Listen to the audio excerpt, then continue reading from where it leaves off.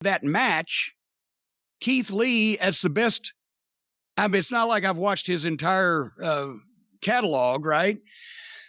But that's the best I've seen him. And even some of the things that I mentioned before, like he has good facials when he remembers to use them, but other times he's just bland. It was like Roddy was leading this, obviously. This was a tremendous performance by Roddy because not only was he incredible, but it was his match. He was leading it. He was calling it. He was doing everything that Keith Lee does that's impressive. And at the same time, the psychology was great. There's 150-pound weight difference, but they made it work.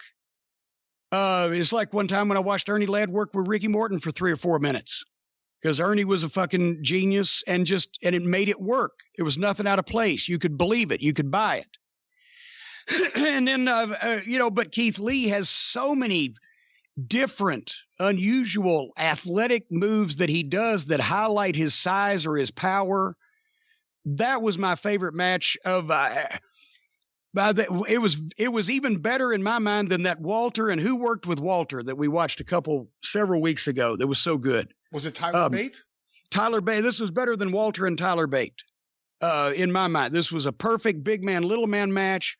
Roderick Strong is just tremendous. Keith Lee is fucking, he's only going to get better. The angle that they did was great. This was pro wrestling. And even when they were doing all the modern moves, everybody sold everything and it was in the right order and it made sense. And even when they had to do a stupid, commercial break where we've got to do something where we're going to be down or whatever the fuck, it worked. What did you think now that you're buried if you say anything bad about it? No, I really like it. I've been really high on Keith Lee. I've been higher on him than you, even though it sounds like the more you see of him, the more you like him. I really think he's great. I think he has so much potential. I was never a fan of Roddy Strong in Ring of Honor just because for me, he was too bland. I'm not someone who could just watch matches and enjoy matches. Like when I was younger, I could with like All Japan and stuff, but I need to have a reason to be invested in two guys wrestling. But I see him now and it's like a different guy. Now I think he's phenomenal. I think he's really great. And I love the angle and everything the Undisputed Era have done on NXT TVs in the, whatever it is, 6 or 7 weeks we've been watching, I think has been fantastic. I mean, I can't rave about them enough. I think they're really great. Well, the thing, and with Roddy and Ring of Honor, you're right.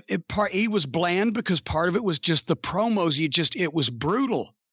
And I tried it. Everybody tried. And sometimes the light bulb just goes on. And I don't know what they did, but kudos to him. And Roddy was always tremendous in the ring. And see, that's the thing with Ring of Honor.